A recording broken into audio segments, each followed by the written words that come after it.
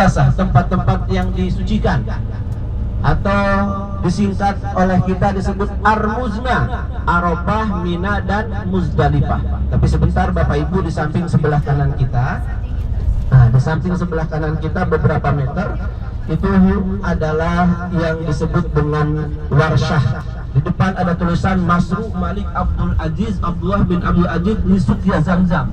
Jadi tempat yang ada di sebelah kanan kita ini adalah tempat pengemasan air Zam-Zam. Insya Allah nanti sebagai pelayanan dari Mizan Tour, kita akan mendapatkan hadiah air Zam-Zam 5 liter. Diterima nanti insya Allah penuh barang. Dan pengemasannya itu berada di sebelah kanan Bapak Ibu, di sebelah kanan. Dan sekarang nih import terbaru, baru di harga air Zam-Zam sekarang naik Bapak Ibu. Yang awalnya hanya sekitar 5 real lebih, sekarang menjadi 10 real.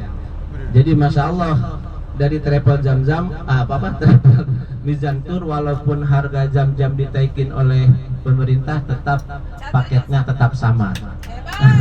Insya Allah, alhamdulillah. Insya Allah selanjutnya setelah kita dari Jabal Sur, kita akan mengunjungi Arafah, di mana Arafah itu adalah tempat wukufnya para jemaah haji, dan tepat berada di kota Arafah atau di kawasan Arafah ada sebuah gunung yang menjadi sejarah besar di dalam Islam, yaitu Jabal Rahmah, atau disebut juga oleh jemaah Indonesia adalah gunung atau bukit kasih sayang. Padahal kalau di dalam hadis yang lebih sahih itu, yang lebih tepat, bukan yang lebih tepat, yang lebih masyhur menurut ulama-ulama ahli sejarah adalah tempat di mana diturunkannya ayat terakhir oleh Allah Subhanahu wa taala ketika Rasulullah haji wada, tepat berada di kaki bukit Jabal Rahmah. Itu lebih bermakna lagi dan lebih bersejarah lagi karena bertepatan dengan kisah Nabi kita, Nabi Muhammad Sallallahu Alaihi Wasallam, yang ayatnya kita sudah tahu semuanya. Bismillahirrahmanirrahim.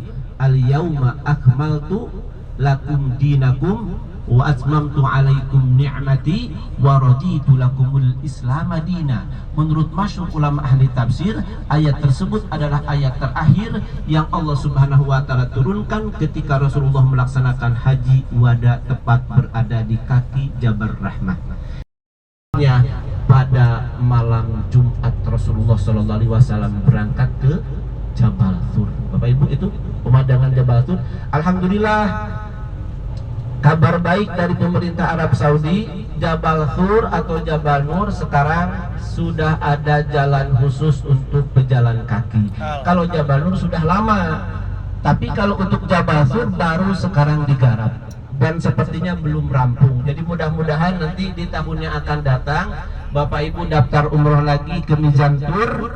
Insya Allah kalau programnya lama bisa mendaki langsung ke Jabal Tur. Dan kabarnya Pak Bu, Jabal Tur ataupun Jabal Nur, kabarnya nanti di tahun-tahun yang akan datang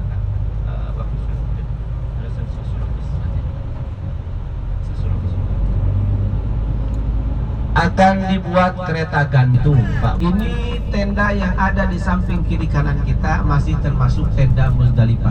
Cuman tenda-tendanya terbatas, tidak banyak, karena waktu di Muzdalifahnya para jemaah hanya beberapa jam saja, dari mulai waktu maghrib sampai waktu subuh. Namun Bapak Ibu, adik-adik, di samping sebelah kanan kita beberapa puluh meter, di sana ada kawasan yang dilarang oleh pemerintah Arab Saudi dibangun tenda. Bahkan saking dilarangnya, ketika pelaksanaan ibadah haji, jemaah haji dilarang keras untuk berlama-lama di tempat tersebut, sehingga dijaga ketat oleh askari-askari setempat. Kenapa tempat tersebut tidak boleh dibangun tenda dan tidak boleh berlama-lama jemaah haji berada di kawasan tersebut? Karena tempat yang ada di sebelah kanan kita itu dinamakan Wadi Muhasyir, dan tempat sejarah ketika Allah menurunkan azab besar kepada pasukan Abraha. Dari sini tidak terlihat, tetapi kurang lebih dari sebelah kanan. Sekali lagi, Tempat yang ada di sebelah kanan yang dinamakan dengan Wadi Muhasyir, lembah Muhasyir, yang mana ketika Allah Subhanahu wa taala menurunkan adab besar kepada pasukan Abrohah, pasukan gajah, sehingga diabadikan di dalam Al-Qur'an. Apa ayat Al-Qur'annya?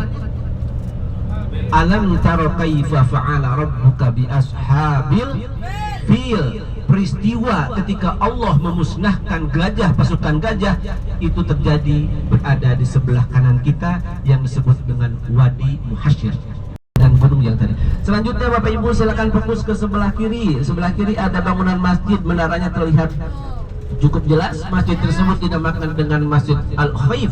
Konon kurang lebih 70 nabi pernah mabit ketika melaksanakan ibadah hajinya itu di kawasan Masjid Al-Khaif.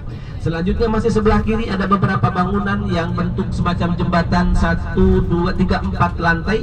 Bapak Ibu, di dalamnya itu terdapat jamarat atau tiang atau pilar. Ada 3 tiang di sana. Jumratul Ula, tiang yang pertama; Jumratul Wusta, tiang yang pertengahan; Jumratul Aqobah, dan tiang yang terakhir. Itu jadi kalau kita membayangkan tempat melontar itu di mana? Ah, itu di sana sebelah kiri ya.